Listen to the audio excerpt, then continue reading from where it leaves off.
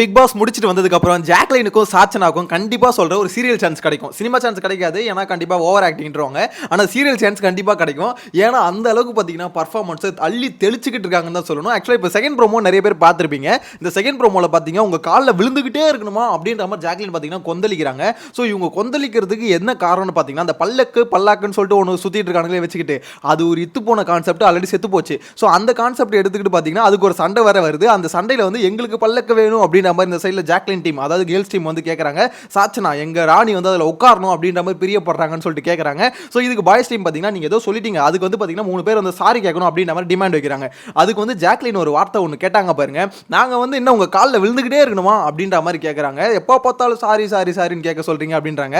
ஆக்சுவலாக ஜாக்லின் உங்களுக்கு ஒன்று புரியல, உங்களை சாரி கேட்க சொன்னது தனிப்பட்ட முறையில் அருண், ஓகேங்களா? அருணுக்கும் உங்களுக்கு நடந்த கிளாஷில் உங்களை சாரி தான் கேட்க சொன்னாரே தவிர காலில் விழவே சொல்லலை. இவங்களா வாண்டடாக போய் காலில் விழுந்து அதில் ஒரு சிம்பத்தி ஒன்று கிரியேட் பண்ணலாம் அப்படின்ற மாதிரி எய்ம் பண்ணாங்க. பட் ஆனால் சிம்பத்தி பார்த்தீங்கன்னா ஒர்க் அவுட் ஆகல, அவங்களுக்கு ரிப்பீட் ஆயிடுச்சு. என்னன்னா விஜய் சேதுபதி வச்சு செஞ்சு விட்டாப்ல.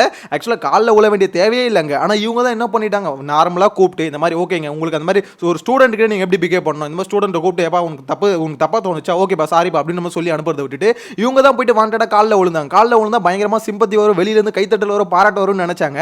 ஆனால் அப்படி வரலங்க, வெளியிலேருந்து கழுவி தான் ஊற்றிக்கிட்டு இருந்தாங்க. ஏன்னா அது வந்து ஓவர் ஆக்டிங் அப்படின்றது கிளீனாக பார்க்கும்போது தெரிஞ்சிச்சு. இன்னைக்கு ஜாக்லின் பேசும்போது பார்த்தீங்கன்னா இதுவும் கொஞ்சம் ஓவர் ஆக்டிங் மாதிரி தான் எனக்கு என்னமோ தோணுது. ஏன்னு பார்த்தீங்கன்னா நார்மலாக சாரி கேட்க சொல்லிட்டு எல்லாரும் இப்போ பாய்ஸ் டீம்லேயும் நிறைய பேர் சாரி கேட்க சொல்கிறாங்க, சாரி கேட்டு போயிடறானுங்க. ஆனால் இங்கே வந்து பார்த்தீங்கன்னா சாரி கேட்கறதே நாங்கள் இது காலில் விழணும் அப்படின்னு கேட்குற போது இங்கே காலில் விழுந்தது இந்த பிக் பாஸ் சீசனில், இந்த சீசனில் இது வரைக்கும் பார்த்தீங்கன்னா ஒரே ஒரு ஆள் தான், அது வந்து ஜாக்லின் மட்டும்தான். அதுவும் காலில் விழு அப்படின்ற மாதிரி யாருமே சொல்லலை. இவங்களாம் வாண்டடாக காலில் விழுந்தா நம்மளுக்கு வந்து ஏதோ அப்ரிசியேஷன் கிடைக்கும், இல்லைனா நம்மளை வந்து ஏதாவது சிம்பத்தி ஒர்க் அவுட் ஆகி பாராட்டுவாங்கன்னு நினைச்சாங்க. அது நடக்காம போயிடுச்சு. பட் இப்போ திருப்பி என்ன சொல்கிறாங்க, உங்களை காலில் விழுந்துகிட்டே இருக்கணுமா அப்படின்ற மாதிரி கேட்கும்போது அப்போ இவங்க என்ன நினைக்கிறாங்கன்னா பாய்ஸ் டீம் உங்களை வந்து காலில் விழ வச்சுக்கிட்டே இருக்காங்களோ அப்படின்ற மாதிரி ஒரு விஷயத்தை வந்து போர்ட்ரே பண்ண ட்ரை பண்ணுறாங்க.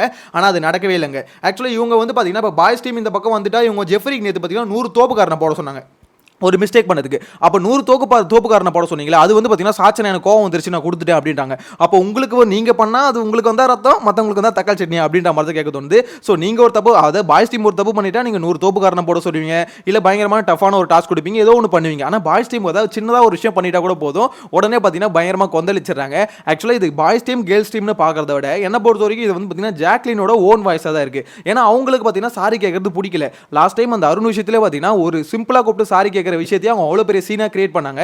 இதில் பார்க்கும்போது பக்காவா ஓவர் ஆக்டிங் அப்படின்றது கிளியரா தெரியுது. அதாவது பர்ஃபார்மன்ஸை இன்னும் எப்படி சொல்றது இம்ப்ரூவ் பண்ண ட்ரை பண்றாங்க.